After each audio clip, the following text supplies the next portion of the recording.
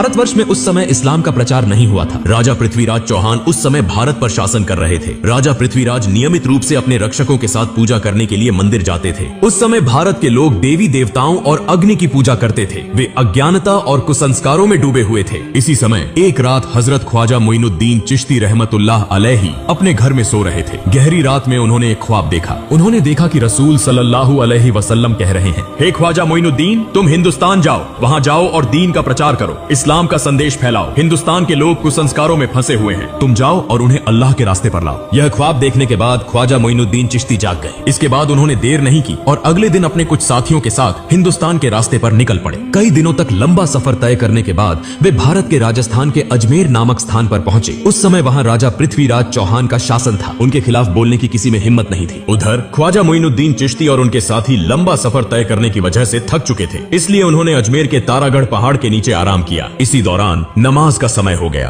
ख्वाजा मोइनुद्दीन चिश्ती ने अपने साथियों से कहा, तुम पानी की तलाश करो क्योंकि वुजू करना जरूरी है, नमाज का समय हो गया है। तब उनके दो साथी एक लोटा लेकर पानी की तलाश में निकले। कुछ दूरी पर जाकर उन्होंने एक विशाल झील देखी जो आज के समय में आना सागर के नाम से जानी जाती है। वे आना सागर के पास पहुंचे और देखा कि राजा की सेना ने आना सागर को चारों ओर से घेर रखा है। उन्हें देखते ही सैनिकों ने पूछा, तुम लोग कौन हो? इससे पहले तुम्हें यहाँ कभी नहीं देखा, यहाँ क्या चाहिए? साथी दोनों ने कहा, हम ख्वाजा मोइनुद्दीन चिश्ती के शिष्य हैं, हम यहाँ वुजू करने के लिए थोड़ा पानी लेने आए हैं। यह सुनकर वहाँ मौजूद सारी सेना जोर जोर से हंसने लगी और कहने लगी, क्या तुमने राजा पृथ्वीराज का नाम नहीं सुना? उनके आदेश का उल्लंघन करने पर कठोर सजा मिलती है। इस झील से कोई और पानी नहीं ले सकता। पानी को हाथ लगाना भी मना है क्योंकि इससे पानी अपवित्र हो जाएगा। यह कहकर उन्होंने उन दोनों को भगा दिया। दुखी मन से वे दोनों ख्वाजा मोइनुद्दीन चिश्ती के पास लौट आए। तब ख्वाजा मोइनुद्दीन चिश्ती ने पूछा, तुम्हारे साथ क्या हुआ? क्या तुम्हें पानी नहीं मिला? उन दोनों ने कहा, हुजूर, पानी तो मिला लेकिन हमें पानी नहीं दिया गया। उन्होंने हमें भगा दिया और कहा कि राजा पृथ्वीराज ने किसी को भी इस पानी को लेने की अनुमति नहीं दी है। उनके आदेश का उल्लंघन करने पर कठोर सजा दी जाएगी। उनकी सारी बातें सुनकर ख्वाजा मोइनुद्दीन चिश्ती ने अल्लाह के दरबार में दुआ की और फिर उनसे कहा, तुम लोग आना सागर के पास जाओ और कहो कि ख्वाजा मोइनुद्दीन चिश्ती ने हमें भेजा है। इसके बाद वे दोनों साथी फिर से वुजू का पानी लाने के लिए निकल पड़े। जब वे आना सागर के पास पहुंचे तो सेना ने उन्हें रोककर पूछा, तुम लोग फिर क्यों आए हो? उन्होंने कहा, हम वुजू का पानी लेने आए हैं। सेना ने कहा, हमने कहा था कि पानी नहीं दिया जाएगा। अगर राजा पृथ्वीराज चौहान को पता चला तो तुम्हारी जान तक जा सकती है। हम किसी भी हालत में पानी नहीं देंगे। तब उन्होंने कहा, हम तुमसे पानी नहीं मांगेंगे, हम आना सागर से पानी लेने आए हैं। यह सुनकर वहाँ मौजूद सारी सेना जोर जोर से हंसने लगी। उस समय उन्होंने अल्लाह के दरबार में दुआ की और अपने हाथ में पकड़ी लोटे को आगे बढ़ाकर कहा, हे आना सागर, हम ख्वाजा मोइनुद्दीन चिश्ती रहमतुल्लाह अलैहि के शिष्य हैं। ख्वाजा मोइनुद्दीन चिश्ती ने हमें यहाँ भेजा है। अल्लाह के हुक्म से इस लोटे में आ जाओ। यह कहते ही एक पल में आना सागर का सारा पानी लोटे में समा गया। इतना अद्भुत और चमत्कारी दृश्य देखकर वहाँ मौजूद सारी सेना हैरान रह गई। तुरंत ही उन्होंने कलमा पढ़ा और इस्लाम स्वीकार कर लिया। लेकिन वहाँ कुछ कट्टर हिंदुत्ववादी भी थे। उन्हें लगा कि यह कोई जादू का प्रभाव है, इसलिए वे यह खबर देने के लिए राजा पृथ्वीराज चौहान के दरबार में भागे। राजा पृथ्वीराज ने जब उन्हें देखा तो पूछा, क्या हुआ? तुम्हारे चेहरे पर इतना डर क्यों है? तब उन्होंने कहा, राजा साहब, बड़ी विपत्ति आ गई है। राजा पृथ्वीराज ने पूछा, क्या हुआ? उन्होंने कहा, राजा साहब, न जाने कहां से एक बड़ा जादूगर यहाँ आया है। देखने में वह फकीर लगता है लेकिन उसने अपने जादू से पूरे आना सागर का पानी एक लोटे में खींच लिया। यह सुनकर राजा पृथ्वीराज को ऐसा लगा जैसे उनके सिर पर आसमान टूट पड़ा। उन्होंने अपने जीवन में कई जादूगर देखे थे लेकिन ऐसा जादू उन्होंने कभी नहीं सुना था। उन्होंने इसे अपनी आंखों से देखने के लिए तुरंत अपनी सेना के साथ आना सागर की ओर प्रस्थान किया। जब वे आना सागर के पास पहुंचे तो देखा कि आना सागर में पानी की एक बूंद भी नहीं थी। उधर अजमेर के लोग बड़ी संख्या में ख्वाजा मोइनुद्दीन चिश्ती रहमतुल्लाह अलैहि को देखने के लिए वहां पहुंच रहे थे। ख्वाजा मोइनुद्दीन चिश्ती और उनके साथी नमाज पढ़ने के बाद वहां बैठे। तभी राजा पृथ्वीराज वहां पहुंच गए। उन्होंने देखा कि कई हिंदू पहले ही इस्लाम स्वीकार कर चुके हैं। यह देखकर राजा को भीतर ही भीतर बहुत गुस्सा आया। राजा पृथ्वीराज एक बहुत चालाक और कट्टर हिंदुत्ववादी था। उसने पूछा, तुम कौन हो और यहाँ कहाँ से आए हो? मैं अल्लाह के हुक्म और रसूल सल्लल्लाहु अलैहि वसल्लम के निर्देश पर यहाँ आया हूँ। राजा पृथ्वीराज ने कहा, तुमने अपने जादू से इस पानी को क्यों सुखा दिया? तब ख्वाजा मोइनुद्दीन चिश्ती ने कहा, मैं कोई जादूगर नहीं हूँ, मैं अल्लाह का बंदा हूँ। मैं अल्लाह का हुक्म पूरा करने के लिए यहाँ पानी लेने गया था लेकिन पानी न देने के कारण अल्लाह ने इसे सूखा दिया। यह सुनकर वहाँ मौजूद सभी लोग आश्चर्यचकित हो गए और ख्वाजा मोइनुद्दीन चिश्ती रहमतुल्लाह अलैहि की ओर एकटक देखते रह गए। राजा पृथ्वीराज चौहान बहुत चालाक और मक्कार था। उसने समझ लिया कि यह कोई साधारण व्यक्ति नहीं है, इसलिए वह नकली आंसू बहाते हुए और झुककर कहने लगा, हमें सबके कष्ट सहने में कोई परेशानी नहीं है लेकिन मासूम बच्चों और निर्दोष लोगों का ख्याल करके कृपया पानी को उसकी जगह वापस लौटा दें। यह मेरी आपसे विनती है। यह सुनकर ख्वाजा मोइनुद्दीन चिश्ती ने अपने दो साथियों को आदेश दिया कि वे लौटा लेकर आना सागर के पास जाएं। दोनों साथी लौटा लेकर आना सागर के पास पहुंचे और जैसे ही उन्होंने लौटा आना सागर में रखा, सागर फिर से पानी से भर गया। यह सब देखकर वहाँ मौजूद लोग हैरान रह गए। उन्होंने पूछा, आप किस देवता की पूजा करते हैं? ख्वाजा मोइनुद्दीन चिश्ती ने कहा, मैं अपने रब एकमात्र अल्लाह की इबादत करता हूँ। वहाँ मौजूद सभी लोगों ने कहा, हम भी आज से उसी एक अल्लाह की इबादत करना चाहते हैं। उस जगह के सभी लोगों ने एक एक करके इस्लाम इस्लाम स्वीकार कर लिया। लेकिन राजा पृथ्वीराज चौहान इसे सहन नहीं कर सका। वह बहुत गुस्से में राज दरबार लौट गया। अगले दिन पृथ्वीराज ने राज दरबार में एक आपातकालीन बैठक बुलाई। पृथ्वीराज ने कहा, किसी भी तरह इस फकीर को यहाँ से हटाना होगा, उसे खत्म करना होगा। अगर तुम्हारे पास कोई सुझाव है तो जल्दी बताओ। तब एक मंत्री ने कहा, राजा साहब, यह फकीर कोई साधारण व्यक्ति नहीं है, वह एक महान जादूगर है। अपने जादू के प्रभाव से वह सभी को एक एक करके इस्लाम में ला रहा है। एक दिन ऐसा आएगा जब भारत में हिंदू धर्म को मानने वाला कोई नहीं बचेगा। उससे निपटने के लिए हमें एक महान जादूगर की जरूरत होगी। तब वहाँ मौजूद एक सैनिक ने कहा, राजा साहब, हमारे देश में इससे भी बड़ा एक जादूगर है। पृथ्वीराज ने पूछा, उसका नाम क्या है? सैनिक ने कहा, उसका नाम है जयपाल जादूगर। पृथ्वीराज ने कहा, जाओ उसे हमारे दरबार में लेकर आओ। इसके बाद कुछ सैनिक जयपाल जादूगर से मिलने के लिए रवाना हो गए। कुछ समय बाद वे जयपाल जादूगर के घर पहुंचे और देखा कि जयपाल हवा में तैरते हुए गहरी ध्यान अवस्था में है। जैसे ही उसने सैनिकों को देखा, वह नीचे उतर आया और कहा, राजा ने तुम्हें भेजा है ना? यह सुनकर सैनिक चौंक गए। उन्होंने सोचा कि अब काम बन जाएगा। उन्होंने सारी बातें जयपाल जादूगर को बताई। फिर वे जयपाल जादूगर को राज दरबार में लेकर आए। जयपाल ने पूछा, राजा साहब, आपने मुझे क्यों बुलाया है? राजा पृथ्वीराज ने कहा, हमने सुना है कि आप भारत के सबसे बड़े जादूगर हैं। हम एक बड़ी समस्या में फंसे हैं और आपको इसे हल करना होगा। जयपाल ने कहा, बताइए, मैं आपके लिए क्या कर सकता हूँ? पृथ्वीराज ने कहा, आप भी हिंदू हैं और हम सभी हिंदू हैं, लेकिन कहीं से एक फकीर आया है। वह अपने जादू के प्रभाव से एक एक करके सभी को हिंदू धर्म छोड़कर इस्लाम में ले जा रहा है। आपको उससे मुकाबला करना होगा। अगर आप उसे देश से भगा सकते हैं या उसे खत्म कर सकते हैं तो आपको एक बड़ा इनाम दिया जाएगा। यह सुनकर जयपाल जादूगर ने कहा, महाराज, आप चिंता न करें। कितने बड़े बड़े जादूगर मेरे सामने झुके हैं और यह तो केवल एक साधारण फकीर है। इसे खत्म कर ही मैं आपके सामने आऊंगा। इसके बाद जयपाल जादूगर अपने जादू की मदद से गरीब नवाज ख्वाजा मोइनुद्दीन चिश्ती रहमतुल्लाह अलैहि को खोजने निकला। कुछ दूर जाने के बाद जयपाल जादूगर ने देखा कि ख्वाजा मोइनुद्दीन चिश्ती रहमतुल्लाह अलैहि तारा पर्वत की एक चट्टान के कोने में अल्लाह की इबादत में मग्न है। वह कोई दिशा नहीं देख रहे। यह देखकर जयपाल जादूगर पीछे से उस दिशा में बढ़ा और बोलने लगा, इस फकीर को मारना मेरे लिए कोई बड़ी बात नहीं है। मैंने पीछे से आकर देखा भी नहीं, यह कौन सा जादू है? यह कहकर उसने अपने जादू से उस पर्वत से एक विशाल चट्टान को उठाया और जैसे ही वह ख्वाजा मोइनुद्दीन चिश्ती को दबाने के लिए जा रहा था, ख्वाजा मोइनुद्दीन चिश्ती रहमतुल्लाह अलैहि ने अपनी अंगुली उठाकर कहा, हे तारा पर्वत की चट्टान, क्या तुम नहीं देख रहे कि मैं अल्लाह की इबादत कर रहा हूँ? अगर तुम अल्लाह की तरफ से आई हो तो मुझे दबाकर मार दो, और अगर तुम शैतान की तरफ से आई हो तो वहीं खड़ी रहो। यह सुनते ही चट्टान वहीं रुक गई, एक इंच भी नहीं हिली। जयपाल जादूगर एक के बाद एक जादू दिखा रहा था, लेकिन कुछ भी कर नहीं पा रहा था। इस शक्ति को देखकर जयपाल जादूगर हैरान और चकित हो गया। उसने समझ लिया कि यह साधारण व्यक्ति नहीं है और मेरे जादू का यहाँ कोई असर नहीं होगा। इसलिए बिना देर किए जयपाल जादूगर ने ख्वाजा मोइनुद्दीन चिश्ती रहमतुल्लाह अलैहि के सामने हार मान ली और इस्लाम धर्म स्वीकार कर लिया। अगले दिन से पूरे भारत में यह खबर फैल गई कि भारत का सबसे बड़ा जादूगर जयपाल एक फकीर के सामने हार गया और उस फकीर का नाम गरीब नवाज ख्वाजा मोइनुद्दीन चिश्ती रहमतुल्लाह अलैहि था। उसने इस्लाम धर्म अपनाया और उसी रब की इबादत की जिसके सामने किसी भी शक्ति का मुकाबला नहीं हो सकता। भारत के लोग कहने लगे, वह जिस रब की इबादत करता है उसकी शक्ति कितनी बड़ी होगी कि उसका सामना करने के लिए कोई भी शक्तिशाली नहीं है। हमें भी उसी रब की इबादत करनी चाहिए। यह कहकर लोग दल बदल कर इस्लाम धर्म अपनाने के लिए ख्वाजा मोइनुद्दीन चिश्ती रहमतुल्लाह अलैहि के पास जाने लगे। यह खबर पाकर राजा पृथ्वीराज चौहान बहुत चिंतित हो गया। वह समझ नहीं पा रहा था कि अब क्या करे। तब एक मंत्री ने कहा, राजा साहब, जयपाल जादूगर ने इस्लाम धर्म स्वीकार कर लिया है और बहुत से लोग एक एक करके इस्लाम धर्म अपनाने जा रहे हैं। मुझे लगता है कि वह साधारण व्यक्ति नहीं है, उसकी बहुत शक्ति है, उसे हराना असंभव है। हमें उसकी बात माननी चाहिए। राजा पृथ्वीराज चौहान ने कहा, इतनी आसानी से मैं हार मानने वाला नहीं हूँ, इसलिए तुम लोग जाओ और उस फकीर को यहाँ बुलाकर लाओ। इसके बाद कुछ सैनिक उस फकीर के पास खबर देने के लिए रवाना हो गए। वे वहाँ पहुँचे और कहने लगे, राजा साहब आपको बहुत महत्वपूर्ण बात करने के लिए बुला रहे हैं। तब ख्वाजा मोइनुद्दीन चिश्ती रहमतुल्लाह अलैहि खुद राजपथ पर राजा पृथ्वीराज चौहान से मिलने के लिए निकल पड़े। इसी दौरान उस इलाके में एक हिंदू पंडित था जो रोज पूजा करने मंदिर जाता था और मूर्तियों के सामने दूध अर्पित करता था। एक दिन उसकी बेटी ने पंडित से पूछा, पिताजी, आप रोज दूध लेकर मंदिर जाते हैं और वह दूध मूर्तियों के सामने डालते हैं, क्या मूर्तियाँ दूध पीती हैं? पंडित ने कहा, बिल्कुल नहीं, मूर्तियाँ कभी दूध नहीं पीती, हम उन्हें पूजा करते हैं। उसकी बेटी ने कहा, पिताजी, मैं देखना चाहती हूँ कि क्या सचमुच यह मूर्तियाँ दूध पीती हैं? पंडित ने कहा, ऐसी बातें नहीं करनी चाहिए, यह हमारे भगवान की मूर्तियाँ हैं, क्या मूर्तियाँ कभी दूध पीती हैं? लेकिन उसकी बेटी ने कहा, पिताजी, मैं आज दूध लेकर जाती हूँ और देखती हूँ कि ये मूर्तियाँ सच में दूध पीती हैं या नहीं। फिर एक दिन उसकी बेटी दूध लेकर मंदिर पहुंची और मूर्तियों के सामने कहने लगी, तुम हमारे भगवान हो तो तुम्हें तो मेरी बात सुननी चाहिए। मैंने दूध लाकर लाया है, तुम इसे पी लो। लेकिन मूर्तियों से कोई उत्तर नहीं मिला। लड़की फिर बोली, क्या हुआ, क्या तुम मेरी बात नहीं सुन रहे हो? तुम इस दूध को पियो, मैं इसे अपनी आंखों से देखना चाहती। लेकिन मूर्तियों से कोई उत्तर नहीं आया। तब लड़की ने खुद अपना सिर मूर्तियों के सामने धर लिया और रोते रोते खून बहाने लगी। ठीक उसी समय गरीब नवाज ख्वाजा मोइनुद्दीन चिश्ती रहमतुल्लाह अलैहि वहाँ से गुजर रहे थे। उन्होंने रोने की आवाज सुनी और मंदिर में प्रवेश किया। उन्होंने देखा कि एक लड़की का सिर खून से सना हुआ था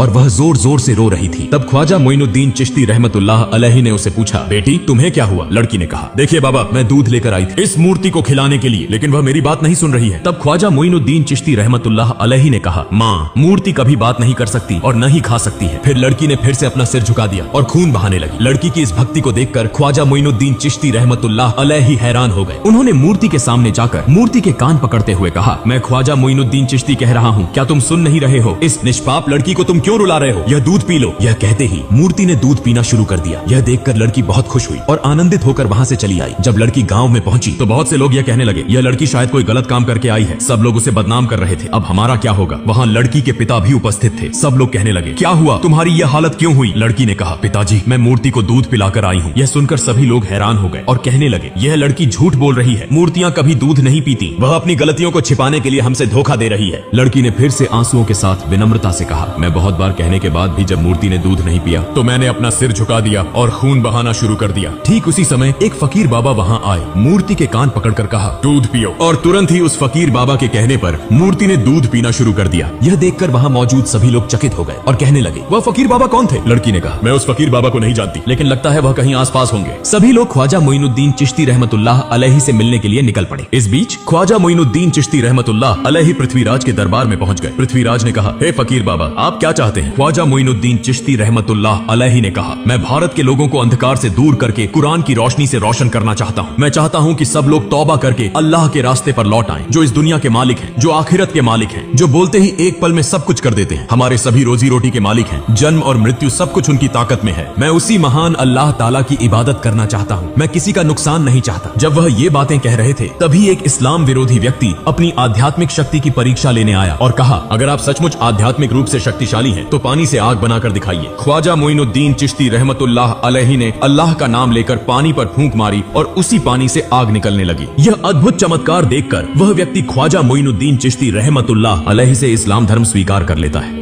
इस समय दरबार के सभी लोग, राजा पृथ्वीराज भी यह समझ गए कि ऐसे अल्लाह वाले व्यक्ति के साथ कभी मुकाबला नहीं किया जा सकता। कई चमत्कारी घटनाओं को देखकर उन्होंने कोई देर नहीं की, माफी मांगी और साथ ही ख्वाजा मोइनुद्दीन चिश्ती रहमतुल्लाह अलैहि के हाथों में हाथ डालकर उनके मुरीद बन गए और इस्लाम धर्म स्वीकार कर लिया। ख्वाजा मोइनुद्दीन चिश्ती रहमतुल्लाह अलैहि ने उन्हें माफ कर दिया। फिर ख्वाजा मोइनुद्दीन चिश्ती रहमतुल्लाह अलैहि वहाँ से चले गए और अपने साथी संगियों के साथ तारागढ़ पहाड़ के उस स्थान पर स्थित हो गए। ख्वाजा मोइनुद्दीन चिश्ती रहमतुल्लाह अलैहि जब एक स्थान पर अल्लाह की इबादत में मग्न थे, ठीक उसी समय एक हिंदू पंडित और अन्य लोग उस स्थान से गुजर रहे थे। तब पंडित की बेटी ने कहा, देखो वह फकीर बाबा जो बैठे हैं, वही फकीर बाबा अपने शब्दों से मूर्ति को दूध पिलाए थे। फिर वे सभी ख्वाजा मोइनुद्दीन चिश्ती रहमतुल्लाह अलैहि के पास पहुंचे और कहा, हे फकीर बाबा, आप कौन हैं और आप किस जादू को जानते हैं कि आपकी बातों से मूर्ति दूध पीने लगी? ख्वाजा मोइनुद्दीन चिश्ती रहमतुल्लाह अलैहि ने कहा, मैं तो अल्लाह का एक बंदा हूँ। मेरी बातों से कुछ नहीं होता। जो अल्लाह कहता है वही होता है। मैं उसी अल्लाह की इबादत करता हूँ। तब उन्होंने कहा, हम आज से उस अल्लाह की इबादत करना चाहते हैं। इस भारत में तो सब लोग एक एक करके इस्लाम धर्म स्वीकार कर रहे हैं, हमें भी इस्लाम धर्म स्वीकार कराइए। फिर वे सभी इस्लाम धर्म स्वीकार कर गए। कुछ दिनों बाद ख्वाजा मोइनुद्दीन चिश्ती रहमतुल्लाह अलैहि एक जंगल के बीच से गुजर रहे थे। रास्ते में उन्होंने देखा कि कुछ हिंदू पंडित और वहाँ मौजूद लोग अग्नि पूजा कर रहे थे। यह देखकर ख्वाजा मोइनुद्दीन चिश्ती रहमतुल्लाह अलैहि उनके पास गए और कहा, आप लोग आग की पूजा क्यों कर रहे हैं? यह आग आपको क्या फायदा देती है? तब उन्होंने कहा, यह आग हमारा खुदा है। हम इसे खुश कर रहे हैं ताकि मौत के बाद नरक की आग से मुक्ति मिल सके। ख्वाजा मोइनुद्दीन चिश्ती रहमतुल्लाह अलैहि ने कहा, ठीक है, अगर आप आग को खुश कर रहे हैं तो इसे छू कर देखिए, देखें क्या आग आपको जला देती है। एक व्यक्ति ने कहा, यह क्या कह रहे हैं? आग को छूने से हाथ जल जाएंगे। ख्वाजा मोइनुद्दीन चिश्ती रहमतुल्लाह अलैहि ने कहा, आप लोग उस खुदा की इबादत कर रहे हैं जो आपको जला देगा, लेकिन मैं ऐसे खुदा की इबादत करता हूँ जिसके हुक्म से आग ठंडी हो जाती है। यह सुनकर एक अन्य हिंदू पंडित जोर से हंसा और कहा, आग का धर्म तो जलाना है और आप कह रहे हैं तो इसे हमें दिखाकर दिखाइए। ख्वाजा मोइनुद्दीन चिश्ती रहमतुल्लाह अलैहि ने कहा, मैं अल्लाह के एक ख्वाजा मोइनुद्दीन चिश्ती रहमतुल्लाह अलैहि हूँ। अल्लाह के हुक्म से तुम ठंडे हो जाओ। यह कहते हुए ख्वाजा मोइनुद्दीन चिश्ती रहमतुल्लाह अलैहि आग के अंदर प्रवेश कर गए, लेकिन वे यह देखकर हैरान रह गए कि ख्वाजा मोइनुद्दीन चिश्ती रहमतुल्लाह अलैहि आग में प्रवेश कर गए, लेकिन एक भी जलन नहीं हुई। यह अद्भुत घटना देखकर वहाँ सभी लोग हैरान हो गए और कहने लगे, आप कौन हैं और आप किस खुदा की इबादत करते हैं? ख्वाजा मोइनुद्दीन चिश्ती रहमतुल्लाह अलैहि ने कहा, मेरा नाम गरीब नवाज ख्वाजा मोइनुद्दीन चिश्ती रहमतुल्लाह अलैहि है, जो पूरे ब्रह्मांड के पालनहार हैं। उनके सिवा कोई पूज्य नहीं है। वह सारी ताकत के मालिक हैं। मैं उसी अल्लाह की इबादत करता हूँ। यह सुनकर वहाँ मौजूद सभी लोग बोले, हम भी आज से उस मालिक की इबादत करना चाहते हैं। और इस प्रकार वहाँ मौजूद सभी लोगों ने इस्लाम धर्म स्वीकार कर लिया। फिर इस घटना के बाद ख्वाजा मोइनुद्दीन चिश्ती रहमतुल्लाह अलैहि ने भारत में आकर कुरान के प्रकाश से इस्लाम धर्म का प्रचार किया और अल्लाह ताला द्वारा दिए गए चमत्कारों को देखकर करोड़ों हिंदुओं ने इस्लाम धर्म स्वीकार किया। यह एक अद्वितीय उदाहरण बन गया और इस प्रकार पूरे भारत में इस्लाम धर्म फैल गया। प्रिय दोस्तों, अगर आप चाहते हैं कि ख्वाजा मोइनुद्दीन चिश्ती रहमतुल्लाह अलैहि के निधन के बाद हुए चमत्कारों का पाठ हम आपके साथ साझा करें तो कृपया कमेंट बॉक्स में लिखें।